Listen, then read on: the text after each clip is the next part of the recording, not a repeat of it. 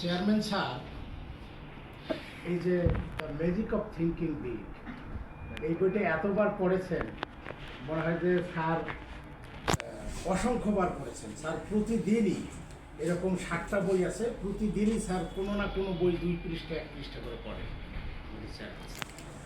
তো স্যারের সাথে প্রায় 1 ঘন্টা আমি ছিলাম, কথা বলছি। তাতে করে আমি বুঝতে পারলাম যে স্যার চাচ্ছিল যে হেড অফিসে কিন্তু আমি 2 সেট বই দিয়েছি, স্যার রাখছে।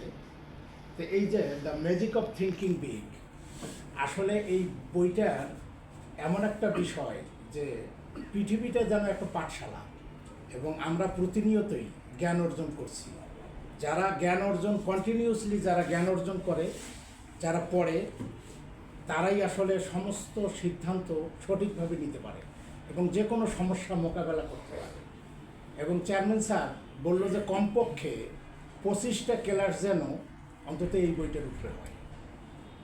তা আমি স্যারের সাথে কথা বললাম, স্যারের এই বইয়ের অনেকগুলো অধ্যায় মুখস্থ প্রায়। তো স্যারের সাথে কথা বলে আমি ওই অনুযায়ী আজকের ট্রেনিং স্কিলটা আমি সাজিয়েছি।